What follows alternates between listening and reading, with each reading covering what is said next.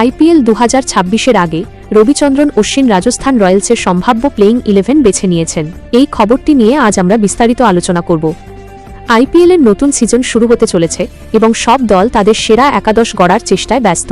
ঠিক সেই সময় ভারতীয় ক্রিকেটের দিগ্গজ স্পিনার আর অশ্বিন তার ইউটিউব চ্যানেলে রাজস্থান রয়্যালসের হয়ে একটি সম্ভাব্য প্লেইং 11 ঘোষণা করেছেন।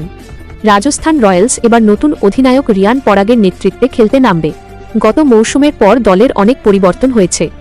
অশ্বিন যে একাদশ বেছে নিয়েছেন তাতে একটি বড় চমক রয়েছে।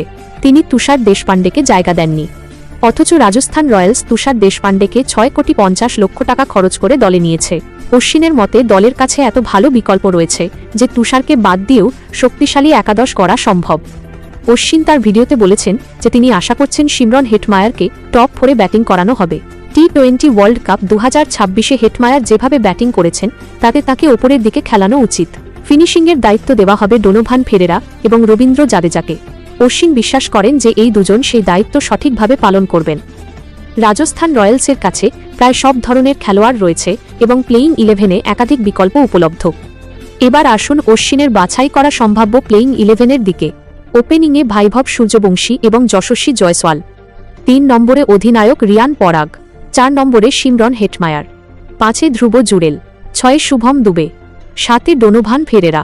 8-এ রবীন্দ্র জাদেজা। 9-এ জোফরা আর্চার। 10-এ রবি বিষ্ণই এবং 11-তে সন্দীপ শর্মা।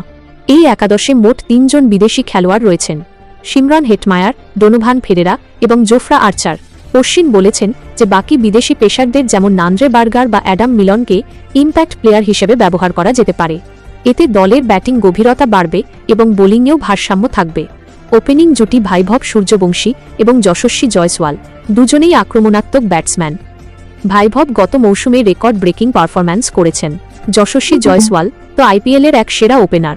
তারা দ্রুত রান তুলে দলকে শক্তিশালী শুরু এনে দেবেন বলে আশা করা হচ্ছে। 3 নম্বরে রিয়ান পরাগ। নতুন অধিনায়ক হিসেবে তার উপর অনেক দায়িত্ব। তিনি শুধু ব্যাটিং করবেন না, দলকে নেতৃত্বও দেবেন। গত কয়েক মৌসুমে পরাগ নিজেকে অনেক উন্নত করেছেন। তার অভিজ্ঞতা এবং আত্মবিশ্বাস দলের জন্য খুবই গুরুত্বপূর্ণ। 4 নম্বরে শিমরন হেটমায়ার। অশ্বিন বিশেষভাবে তাকে ওপরের দিকে খেলানোর পক্ষে। টি20 ওয়ার্ল্ড কাপে হেটমায়ারের পারফরম্যান্স ছিল দুর্দান্ত। তিনি শট খেলতে পারেন এবং মাঝের ওভারে রানের গতি বাড়াতে সক্ষম। তাকে টপ 4-এ রাখলে দলের ব্যাটিং অনেক শক্তিশালী হয়ে উঠবে। 5 নম্বরে ধ্রুব জুরেল। উইকেট কিপার ব্যাটসম্যান হিসেবে তিনি দলের অন্যতম ভরসা। জুরেল মাঝের ওভারে স্থির থেকে রান করতে পারেন, আবার প্রয়োজনে আক্রমণও করতে পারেন। তার ফিনিশিং স্কিলও ভালো। 6 নম্বরে শুভম দুবে। শক্তিশালী হিটার। তিনি মাঝের অংশে গিয়ে দ্রুত রান তুলতে পারেন। দুবের সামর্থ্য রয়েছে বড় শট খেলার। 7 নম্বরে ডোনোভান ফেরেরা। ফিনিশার হিসেবে তার উপর ভরসা করা হচ্ছে। অশ্বিন বলেছেন যে ফেরেরা এবং জাদেজা মিলে শেষের দিকের ওভারগুলোতে দলকে জয়ের দিকে নিয়ে যেতে পারবেন। ফেরেরা বিদেশি খেলোয়াড় হলেও তার অভিজ্ঞতা আইপিএলে কাজে লাগবে। 8 নম্বরে রবীন্দ্র জাদেজা। অলরাউন্ডার হিসেবে জাদেজা দলের জন্য অমূল্য সম্পদ। তিনি ব্যাটিংয়ে ফিনিশিং করবেন, বোলিংয়ে গুরুত্বপূর্ণ ওভার দিবেন এবং ফিল্ডিংয়ে অসাধারণ। জাদেজার অভিজ্ঞতা তরুণ দলকে অনেক সাহায্য করবে। 9 নম্বরে জোফরা আর্চার। দলের প্রধান পেস বোলার। আর্চারের গতি এবং সুইং আইপিএলে সবসময় ভয়ঙ্কর। তিনি পাওয়ার প্লেতে উইকেট তুলে নিতে পারেন, আবার ডেথ ওভারেও নিয়ন্ত্রণ রাখতে পারেন। 10 নম্বরে রবি বিষ্ণই। Leg spinner. তার গুগলি এবং ফ্লাইটিং খুবই কার্যকরী। মাঝের ওভারে বিষ্ণই অনেক উইকেট নিতে পারেন। 11 নম্বরে সন্দীপ শর্মা। অভিজ্ঞ পেসার।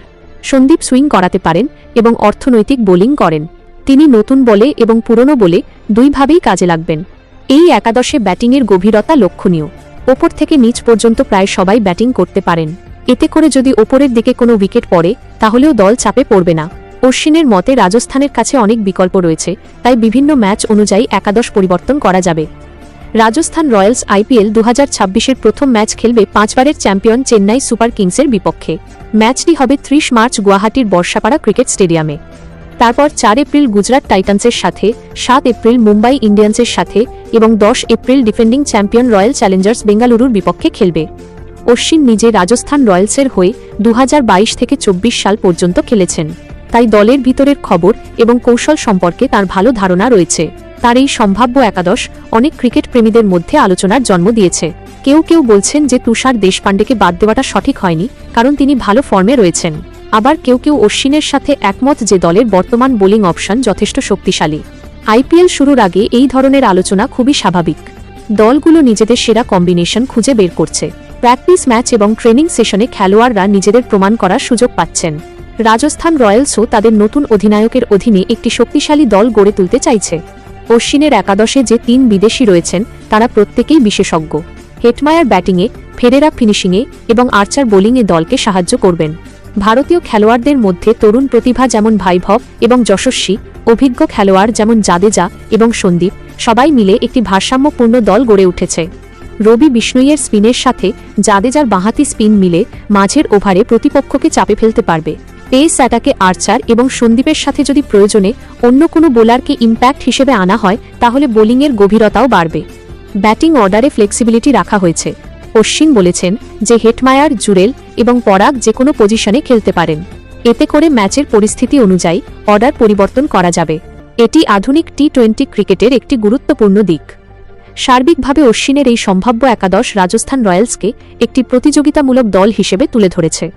অবশ্যই আসল একাদশ নির্ভর করবে টুর্নামেন্টের প্রথম কয়েকটি ম্যাচের পারফরম্যান্সের উপর, কিন্তু অশ্বিনের মতো একজন বিশেষজ্ঞের এই বিশ্লেষণ দলের সম্ভাবনা সম্পর্কে একটি স্পষ্ট ধারণা দেয়। আইপিএল 2026-এর জন্য সব দলই প্রস্তুতি নিচ্ছে। রাজস্থান রয়্যালসও তাদের প্রথম শিরোপা জয়ের পর দ্বিতীয় শিরোপার স্বপ্ন দেখছে। নতুন অধিনায়ক রিয়ান পরাগের নেতৃত্বে এবং অশ্বিনের মতো ক্রিকেটারদের পরামর্শে দল যদি সঠিক কৌশল অনুসরণ করে তাহলে এবারের আইপিএলে তারা অনেক দূর যেতে পারে। তুষার দেশপান্ডেকে বাদ দেওয়া নিয়ে অবশ্যই বিতর্ক থাকবে, কিন্তু অশ্বিনের মতে দলের কাছে এত বিকল্প রয়েছে যে একজনকে বাদ দিলেও সমস্যা হবে না। এটি দেখায় যে রাজস্থান এবার তাদের স্কোয়াড গভীরতায় অনেক শক্তিশালী। আমরা অপেক্ষায় রইলাম আইপিএল শুরু হওয়ার জন্য। 30 মার্চ থেকে যখন রাজস্থান রয়্যালস মাঠে নামবে তখন দেখা যাবে অশ্বিনের ভবিষ্যদ্বাণী কতটা সঠিক হয়। ক্রিকেট প্রেমীরা নিশ্চয়ই এই ম্যাচগুলো উপভোগ করবেন। এই ছিল আর অশ্বিনের বাছাই করা রাজস্থান রয়্যালসের সম্ভাব্য প্লেইং 11 নিয়ে বিস্তারিত আলোচনা। আইপিএল 2026-এর সব খবরের জন্য আমাদের সাথেই থাকুন। ধন্যবাদ।